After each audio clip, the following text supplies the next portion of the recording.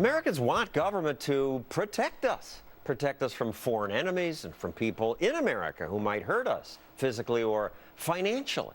So politicians pass laws that claim to do that. And then, because they can't keep up with the constant changes in life, they create whole agencies to write and enforce additional regulations.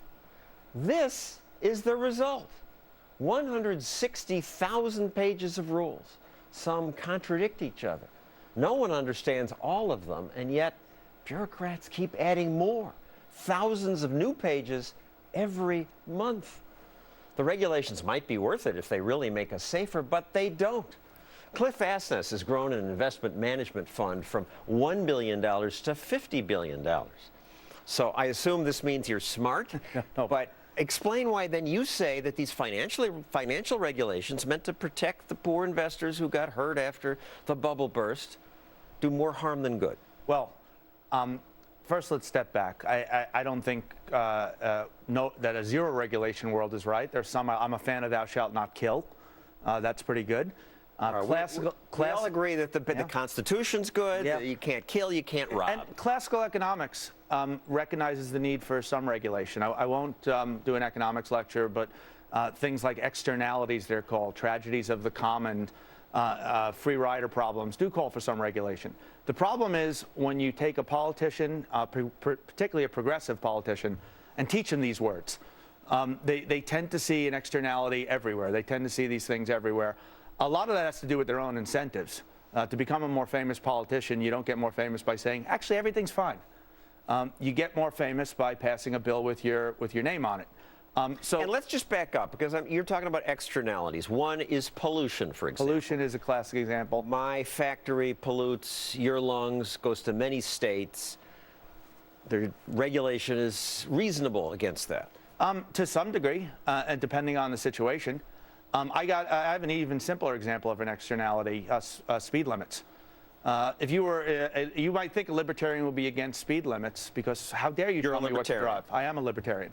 Are you a libertarian? Yes. Yes. You might think a libertarian would be against speed limits because who the heck should tell me how fast to drive? But when you drive too fast, and too fast can be arguable, you impose a cost of safety on other people. You're not just on yourself. Libertarians generally would be far less for or even against seatbelt laws or helmet laws because those are costs you impose upon yourself. So some regulations needed, but when politicians are given an open checkbook and the incentive to get famous, and even, let's give them some credit, even wanting to do good, even wanting to help people, it gets insane, as you've shown, very, very rapidly. And what's worse, often doesn't even actually make us safer. All right, financial regulations. Well, first we had Enron, the scam, and they passed, Congress said, we're going to fix this. They passed Sarbanes-Oxley, page after page of rules. President Bush said this is going to just fix everything. It didn't stop the current bubble, didn't stop Bernie Madoff. Now it's Dodd-Frank.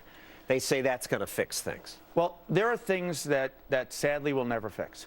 Intentional financial fraud is very hard to catch. That's usually more a matter of prosecution than fixing. Yet we hold out the dream. And let me give you an example where Dodd-Frank and trying to regulate us all to perfect safety actually makes us less safe. Bernie Madoff was registered with the SEC. Part of Dodd-Frank's reforms are to make vastly larger numbers of money managers register with the SEC.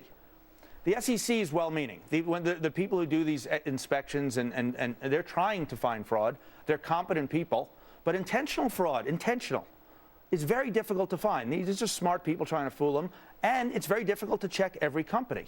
So when you go out there and say, all right, everyone's registered, the small guy naturally assumes, I'm safe. Government's protecting me. Exactly. So not only are these things tremendously inefficient and a tremendous burden, not always, but often, they actually do the precise opposite of what they're supposed to do. Dodd-Frank does it all over the place.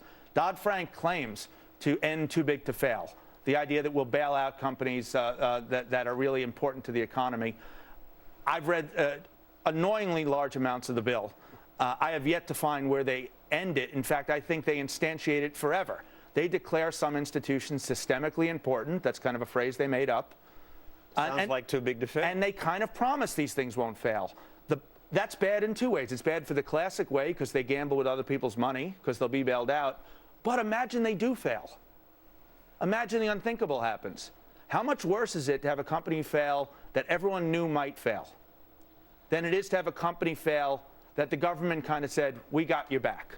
It's incredibly worse to have a company fail where we were told it's all going to be okay, the government got it covered. So very often in trying to stop these things, they actually induce a lot more risk into the system.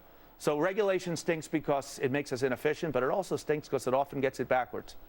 One conceit of the regulators is that this group can spot the next bubble and pull the plug before it happens. If they could, they should be really doing my job.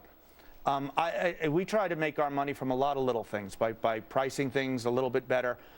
We find that incredibly hard. So maybe this is just ego speaking, but I have a lot of trouble thinking that 8 bureaucrats in a room are going to predict the next bubble. And by the way, predicting the next bubble has a cost when you're wrong, because you cut off a lot of growth and innovation. If you sit there and you too often and you say it's a bubble we need to stop, you stop the economy from growing. So the idea that these guys, Alan Greenspan tried it. If you remember in 1996, he called it irrational exuberance, 3-4 years before the tech bubble. And he eventually changed his mind pretty much at the exact wrong moment by the end of the tech bubble. This has been tried and he's failed. Probably smarter than most of these regulators. I would certainly bet on him ahead of the rest of them, and I wouldn't bet a nickel on him getting it right next time either. So the market just sorts it out, and some people lose vast sums of money? First, yeah. The market does sort it out. Markets are not perfect. They make errors.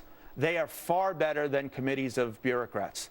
Second, I think if government stopped monkeying with markets, we'd have a lot fewer problems. Continuing with regulation, but beyond financial regulation, this month I went on a book tour for No They Can't, my new book. 31 cities in 20 days. That was nasty. And I was struck by how often the people who came to my book events and people who wanted their pictures taken with my sign, which I carried around the country, were entrepreneurs. They'd tried to start businesses and were infuriated by their experience with regulators who say, yes, we can make life better. I say, no, they can't. Now, to most Americans, regulations are abstract ideas. But if you have the guts to invent something and want to hire people, that's when you discover that these regulations are big threats. Mike Whalen runs a dozen hotels and restaurants in the Midwest. So, Mike, are new swimming pool regulations the current threat? Amazing. They started in 1993 looking at what rules they could do to have the disabled access to pools. Finally, in 2010, they came out with new rules. We all assumed that using portable lifts is going to be the way to go. Until January 31st, the Department of Justice announces that not only do portable lifts not work, but permanently installed, electrically operated, self-operated lifts at each body of water, which means each swimming pool, each spa, had to be installed by March 15th. Bolted to the pool. Bolted to the pool, specially grounded. I mean, most people know electricity and water don't match. And you had to have one for both the pool and the spa. Now, there's somewhere between 105 and 120,000 pools and spas just in hotels, and probably another 150,000 in other public pools. The reality of it is that the current manufacturers make somewhere, they guess, around 50,000 lifts a year. So they were saying that in the next 40 days, you were supposed to have these things installed, even though you might not be able to buy it for 4 or 5 years. And you inquire, what happens if we can't get one? We asked these questions, and according to everybody I talked to, the Department of Justice just looked at him and gave him the bureaucratic blind stare. Yeah, we called up, and they don't call us back. They asked the ADA, refers to officials at the Department of Justice. They don't call back. Regulators did issue a statement. Struggling to enter a swimming pool negatively affects a person's sense of independence. Look, our industry has fought and helped for disabled access to a lot of different things. But this one defies common sense. You can't even buy the equipment, and they don't even respond and to hotels, your hotel, you've had a portable pool lift. The disabled person who's in a wheelchair can say, hey, I need help getting in the pool. I don't want someone carrying me in. I'd rather have a machine put me in the pool. You have one. Right, and we did a survey. of everybody, of all our hotels, and the word came back and said, Mike, we have never, ever used the pool lift. And the longest person had been there like 13 or 14 years. In fact, in 15 years, the Royal Palms in Phoenix said nobody ever has used the portable lift. No, ever. In fact, one place called and said, we don't have one, Mike. And the fellow running the hotel sheepishly called me back and said, Mike, I found it. My maintenance guy just told me we have one. So we're sitting there going, they're not being used now. Why would you want to have a $10,000 to $12,000 installation? You're talking literally billions of dollars for something that really hasn't been demonstrated to be needed. You're evil. You're evil too. You're a rich capitalist. You don't want to help disabled people. Yes, I do.